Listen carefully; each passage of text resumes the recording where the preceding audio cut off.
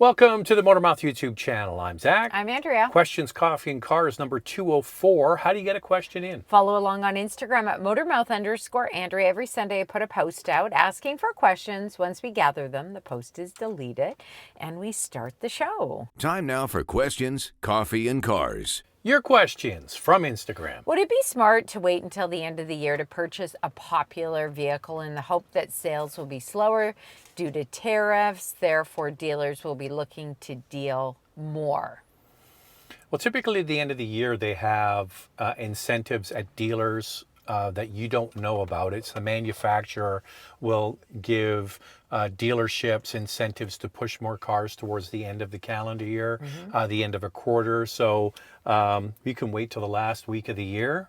You might get a good deal. Dealers will want to move cars. I just think the popular vehicles, like ones from Toyota, RAV4 Hybrid, Grand Highlander Hybrid, those are always going to be tough to get. I mean, there's just a wait list for them. But I think some brands where they're not as popular, but you said popular choices. So I think it's pretty tough to get a deal these days, and vehicles have really gotten expensive, but I think it's worth a shot to wait. Hello, long-time listener, first-time caller. Is Thank a you. plug-in hybrid useless if I can't charge it at home? Well, kind of, yeah. Yeah, I mean, I would never say that a vehicle is useless. It still works. You don't have to plug it in, but the problem with it is you're not going to get the fuel economy because you're carrying around a much larger battery with a plug-in hybrid versus a hybrid.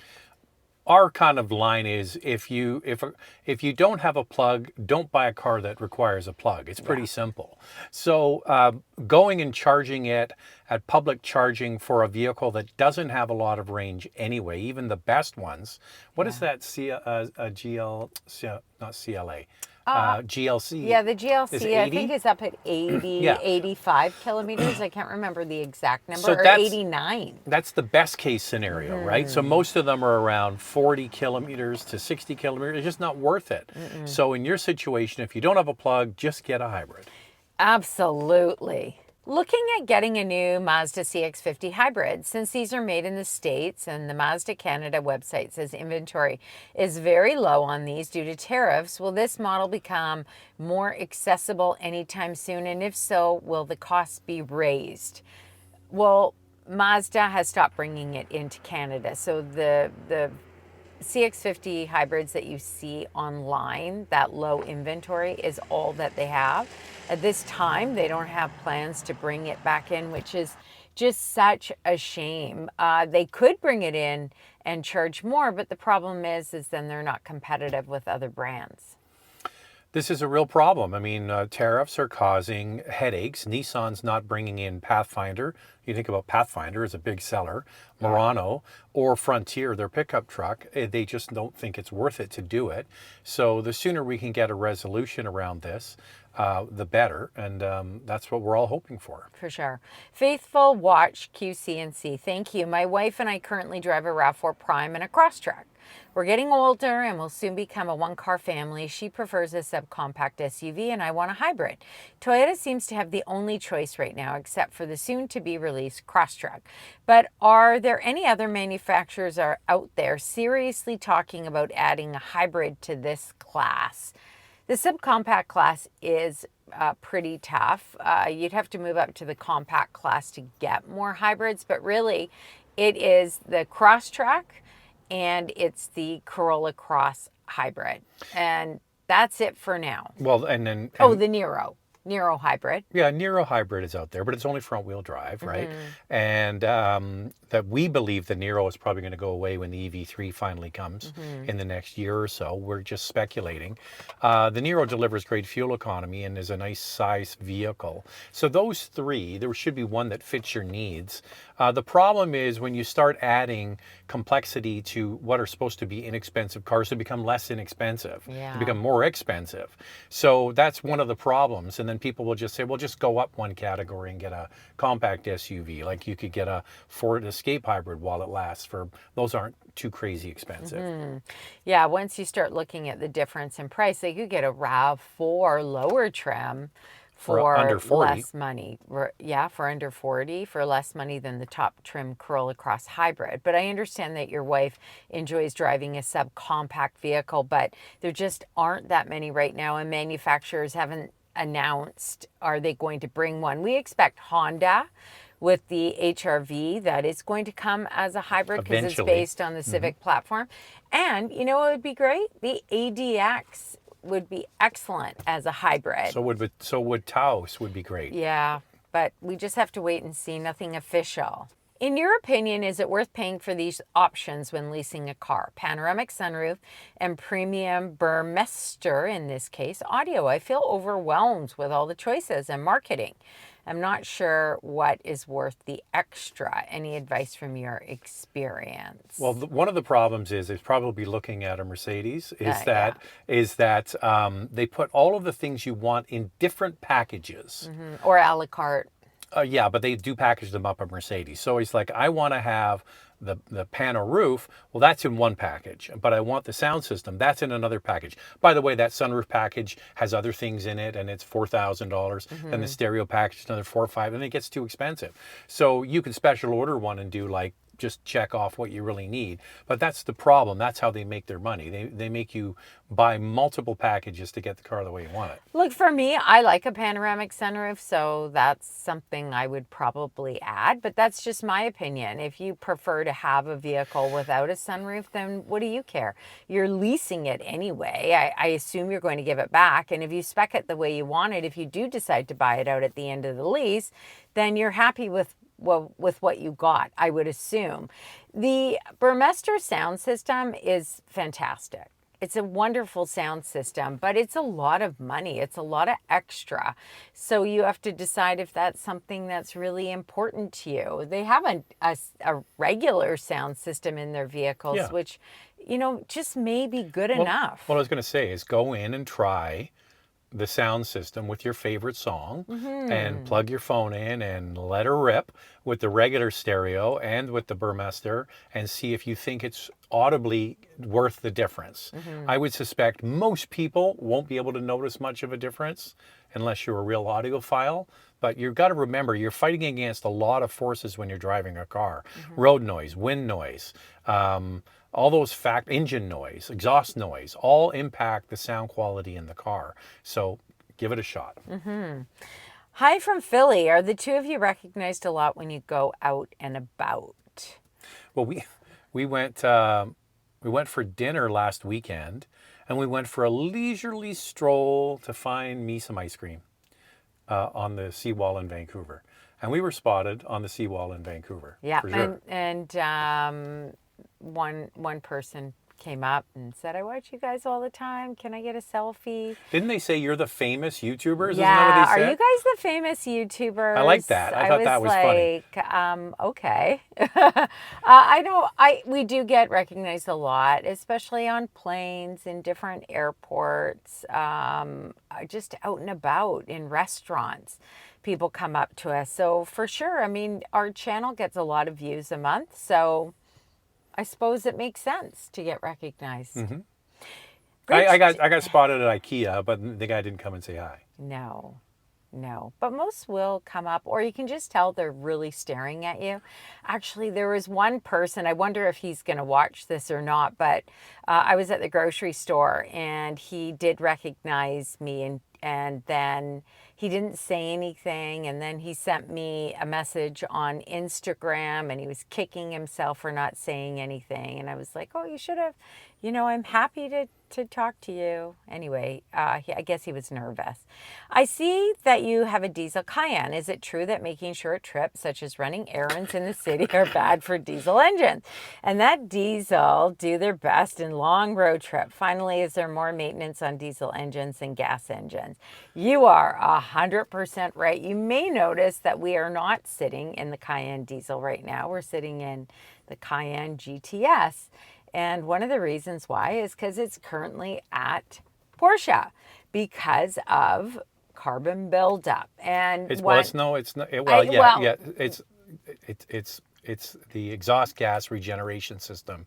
Yes, it needs to be driven more. Yes. And the thing is, but we've had, and many times we've had carbon buildup on our vehicle. once before. It needs Once to be before. driven. It needs to be driven more, and that's bad on us. Absolutely bad on us. Now, in the past, we would do some longer road trips, and then we would always take that car and give it a good run on the highway. But we haven't been away with that car in almost a year. So it's done a lot of not very far driving, and it's really bad for it. So the maintenance, I don't find it, the year-to-year maintenance on the car doesn't seem that bad. There are some larger service items. So you kind of, with Porsche, you go long intervals, and then you have one big service where you have to change a lot of things. So the good news is with that particular car is it has a 10-year warranty on the emissions because of the whole Dieselgate thing. So ours was probably one of the oldest that was sold, not the oldest, like was the latest it was sold? 2016. No, 2018 is when it went into service. Yes, but it's a 2016 No, I understand, model, which is when they halted sales. What I'm trying to explain is when it went into service was in 2018, one of the latest, because the US cars were all cleared first, the Canadian cars were cleared later. So ours was March of 2018, which means we have this emissions warranty until 2028.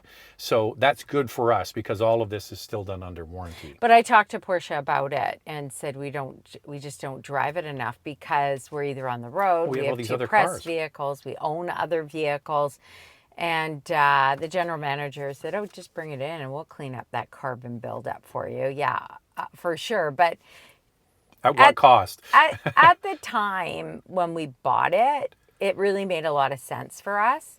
But now we have it and we don't drive it enough. It's not the best vehicle for us in our life right now, but we would never sell it because it is such a great vehicle. And we've had it for so long now. Yeah, I mean, and it's barely even broken in. So we'll deal with any kind of... and what a lot of people do is when the car's out of its Dieselgate warranty is then they take some of the emissions stuff off the car. And you shouldn't do that. You shouldn't do that. It's not good for the environment. But some people do. I'm just saying. But you shouldn't. The Mazda CX-5 is almost the perfect SUV for me, except for the firmness of the seats and the suspension. Will these be improved in the new CX-5? Who knows? I mean, we don't know, but that's a Mazda trait.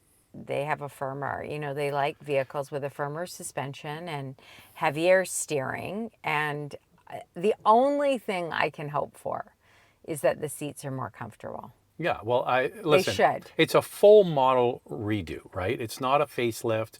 It's a full model. What's being carried forward is the engine and the transmission. The rest of it is all new. So hopefully they went to the woodshed and they hashed out what people are looking for, and they've gone after size. People complained it was too small. So it's now apparently going to be one of the biggest in the class. In rear seat legroom. In rear seat legroom. And they made the vehicle bigger. They got rid of the physical buttons, which is driving the internet crazy. And they carried forward the engine, which is good because it's reliable, but might be underpowered now. And then the seats, we're going to have to wait. The problem is nobody's in North America really seen it. So we have to wait until it comes next spring. Some European journalists said that the seats were still uncomfortable, but I always find that comfort level is different for everybody. So I don't want to say because we haven't sat in it, but we'll have a good idea. The CX-70 and CX-90 seats are better. They are more comfortable for sure. But I would like more cushion and more thigh support coming from the smaller vehicles in their lineup. I think that would be a great addition for Mazda. We're a family with 2 kids. Both are ice hockey players, so we need training every day. Usually we drive in city, but sometimes we go road trip and ski only within BC, looking for a safe 3-row vehicle with around 50,000 Canadian budget. Seems Volvo and Discovery, but they're seems not that reliable. Any recommendation? By the way, my car park space is not big enough for a minivan. You're obviously British. Ice hockey, we just call it hockey. And your car park, totally British. I love it. So what were the choices again? Well, they didn't say choice. It just says they're looking for a safe 3-row vehicle, and they were looking at Volvo and Land Rover Discovery, which are But that's out of your not budget. reliable. Well, nothing is really in your budget for a 3-row SUV at 50,000 Canadian, except a used model. Yeah, used. You could go for a new Santa Fe on the base trim or a lower trim, but I don't know if that's big enough for you. That's a smaller 3-row SUV. I would look at a used Honda Pilot. Yeah, me too. Would be a good choice. Toyota Highlander. A used Toyota Highlander, but your car parking space, your what did they call it again? Your Car park. Your car park in the car It's park. not big enough for the minivan. You have to get the motor out the car park. And then I'm not making fun. I'm just because as soon as Andrea's reading, I'm gonna go, gotta be British. Okay, so I would say that, yeah, the Highlander is probably a good choice because it is kind of similar platform to the minivan, but it isn't a minivan, and it's not one of the biggest. Also, I really like a Telluride. I think that's spacious. It looks stylish. You could pick up a used one. Make sure you check the records that everything has gone swimmingly well with that vehicle. Palisade. I mean, there's a lot of people who are happy with those vehicles. I mean, you could even get into a Chevrolet Traverse. Actually, I was going to say you could probably get into almost a Chevrolet Traverse new. Yeah. But I'm guessing based on the choices already proposed that you're leaning more to a European car, right? So you like the Volvo, you like the Land Rover. So those two I would discount just because of reliability. But I'm trying to think of another European 3-row. The problem is when you get into Mercedes and BMW. Yeah, no, what about a Q7, an Audi? Yeah, it's just safe. old. It's just an old Just platform. old. It's been around, like they haven't done anything with it for a very long time, but it would still feel like new, even a used one, because they haven't done anything. So that one, actually, Audi prices are quite competitive. You may be able to find one. The engine has been around for a long time, so it's generally fairly reliable. I don't know about maintenance on it, but I would definitely look, if you do decide on the Q7, for sure at all the records. Also, I also find that these luxury brands, German brands, as they get a little bit older, they can run into problems. Maintenance is more money. Well, you want to get one that's got what's called a certified pre-owned. So you might find one that's come off a 2 or 3 year lease, and then you can release it. And but the thing is, with a car like that, any of these, Andrew, they're going to use a lot of petrol.